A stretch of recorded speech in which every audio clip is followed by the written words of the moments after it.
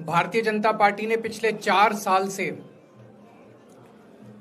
इस शब्द का भारतीय राजनीति में खूब इस्तेमाल किया। आज उसमें जो आदेश आया उस पर अभी चर्चा करेंगे। न्यायालय ने, हमारे जस्टिस सिस्टम ने इसमें एक बहुत ऐतिहासिक फैसला दिया है। इसके लिए मैं जुडिशरी का बहुत बहुत धन्यवाद करना चाहता हूं, जज साहब का बहुत बहुत धन्यवाद करना चाहता हूं। आज के इस माहौल में जब सारी संस्थाओं को, सारे अथॉरिटीज को डराया जा रहा है, धमकाया जा रहा है, ऐसे में इतना बड़ा न्याय करने के लिए जज साहब ने वाकई बहुत हिम्मत दिखाई है। मैं उन सभी वकील भाइयों का धन्यवाद करना चाहता हूं जिन्होंने एक एक कदम हम लोगों का साथ दिया, हमारी ये लड़ाई न्यायालय में लड़ी। मैं खासकर नाम लेना चाहता हूं, अभिषेक मनु सिंघवी साहब का धन्यवाद करता हूं, हरिहरन साहब का धन्यवाद करता हूं, रिबेका मैडम का धन्यवाद करता हूं, विक्रम चौधरी जी का, दयान कृष्णन जी का, रमेश गुप्ता जी का, शादान का, मोहित माथुर जी का, विवेक जैन, रजत, मोहम्मद इरशाद, करण, मुदित जैन और भी कई नाम है। अगर मेरे से कुछ रह गए हो, बहुत सारे वकीलों ने हमारा साथ दिया। और उन सारे देश भर के लोगों का जिन्होंने पिछले 4 साल से जिस तरह से हमारे ऊपर अत्याचार किया जा रहा था, इतने कठिन समय में हम लोगों का साथ दिया, उनका धन्यवाद करना चाहता हूं। आप जान रहे हैं कि किस तरह से पिछले 4 साल से ईडी को, सीबीआई को, सारी संस्थाओं को इस्तेमाल करके हमारे ऊपर एक शराब घोटाला नाम का एक आरोप लगाया गया। सीबीआई ने, ईडी ने उसमें चार्जशीट फाइल की। आज कोर्ट को प्राइमा फेसी ये निर्णय लेना था कि क्या सबूत और गवाहों के बयानों के आधार पे सफिशिएंट मटेरियल है कि इसमें मुकदमा चलाया जाए। अभी मुकदमा चला नहीं था।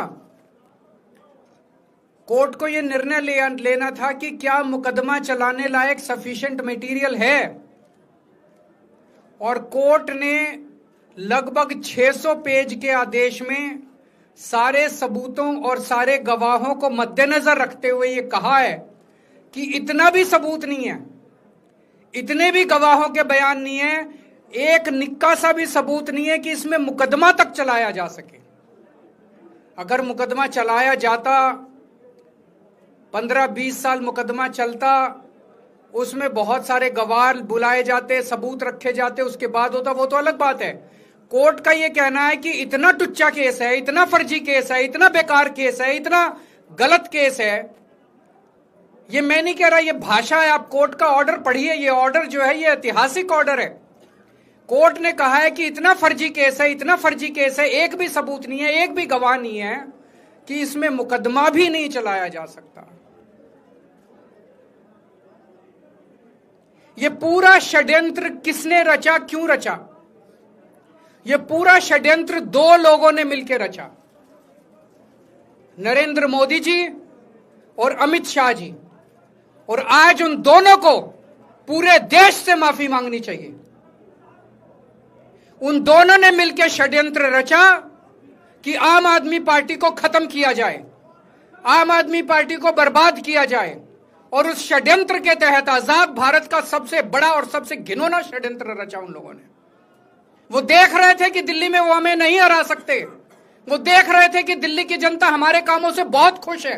वो देख रहे थे दिल्ली में कामों की राजनीति के आधार पे वो कहीं खड़े नहीं होते, तो उन्होंने एक षड्यंत्र रचा।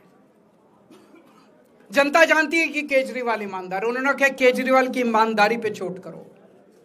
जनता जानती है कि आम आदमी पार्टी ईमानदारी, उन्होंने कहा आम आदमी पार्टी की ईमानदारी पे चोट करो।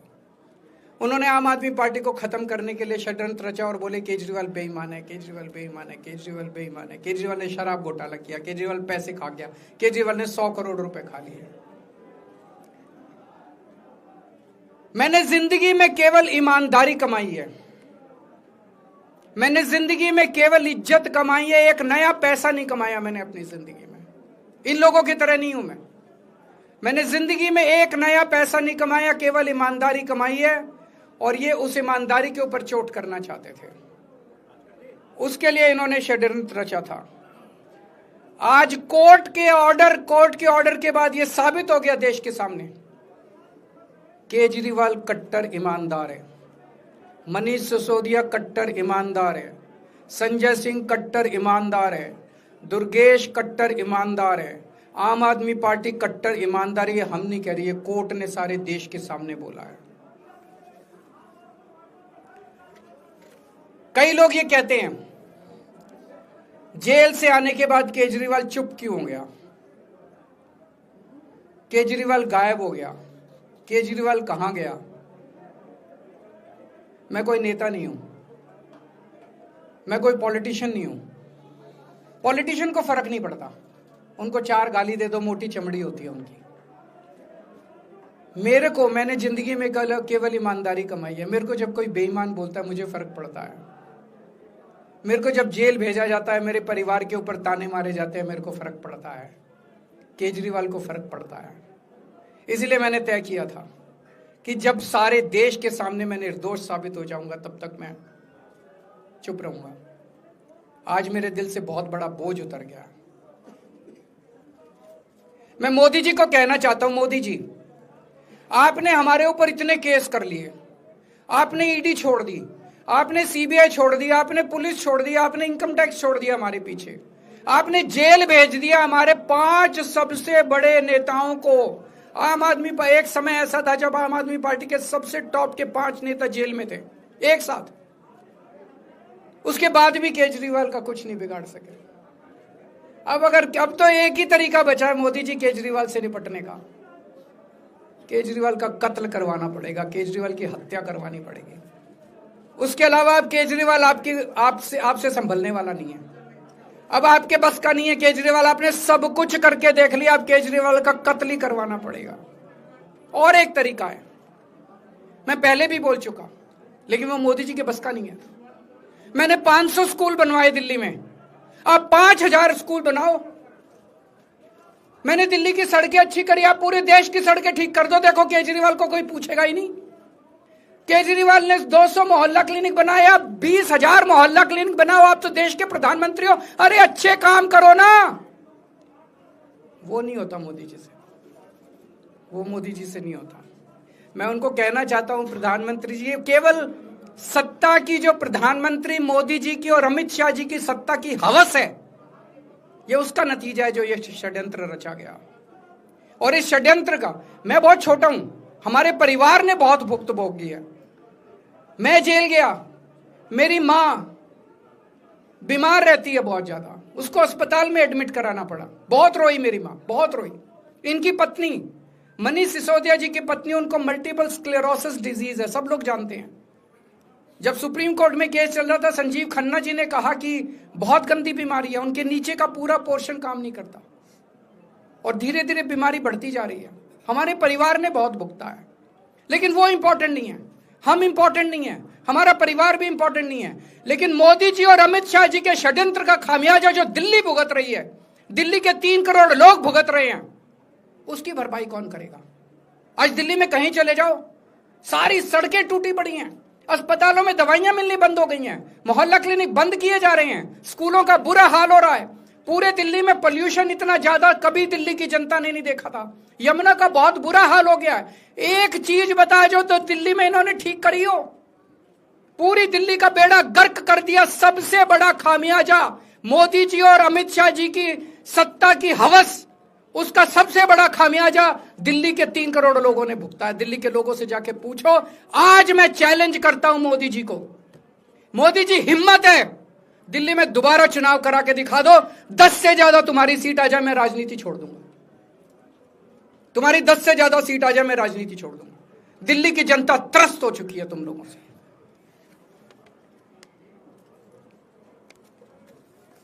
मैं मोदी जी को कहना चाहता हूं, अगर आपने सत्ता हासिल करनी है, कुछ पॉजिटिव काम करके सत्ता हासिल करो। आज देश के सामने इतनी बड़ी बड़ी समस्याएं हैं। आज देश का युवा दुखी है, देश का व्यापारी दुखी है, देश का उद्योगपति दुखी है। आज अमेरिका हमें आंखें दिखा रहा है। मोदी जी की हिम्मत नहीं है जो ट्रंप के खिलाफ एक शब्द बोल दें। ट्रंप के खिलाफ रोज ट्रंप गालियां देता है मोदी जी को, रोज ट्रंप गालियां देता है भारत को, रोज ट्रंप गालियां देता है हमारे देश को। मोदी जी के हमारा प्रधानमंत्री भीगी बिल्ली बना हुआ है। अरे देश संभालिए ना, आपको हमने देश चलाने को दिया था और आप केजरीवाल में उलझ गए, आप आम आदमी पार्टी में उलझ गए। पॉजिटिव काम करके सत्ता हासिल कीजिए, ये नेगेटिव काम करना बंद कीजिए। अगर आपके कोई एक दो प्रश्न है तो क्या आपको उम्मीद है कि अब ईडी के मामले को भी ईडी मामला खत्म हो गया।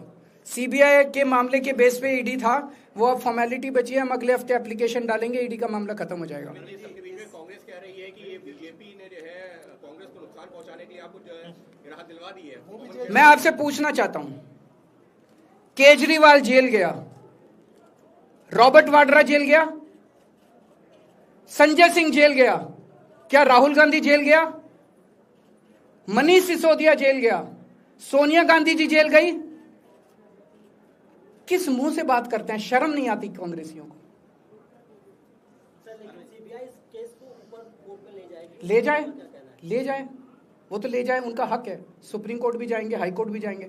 जैसे निचली कोर्ट में न्याय हुआ, ऐसे ऊपरी कोर्ट में भी न्याय हुआ। जब कोई सबूत है ही नहीं, जब कोई गवाह है ही नहीं, तो ऊपर के कोर्ट में भी कहां से लाएंगे सबूत, कहां से लाएंगे गवाह? आज कोई छोटा मोटा उन्होंने डिस्चार्ज कर दिया है हमें, उन्होंने कहा है कोई आरोप ही नहीं बनता। इसके अलावा जो इन्वेस्टिगेटिंग ऑफिसर सीबीआई के ऊपर उन्होंने, कोर्ट ने टिप्पणी की है कि सीबीआई अपने दोषी अधिकारियों के खिलाफ डिसिप्लिनरी एक्शन, कभी ऐसा ऑर्डर देखा है? इसका मतलब कितना फर्जी मुकदमा था कि सीबीआई के अफसरों के खिलाफ डिसिप्लिनरी एक्शन लिया जाएगा।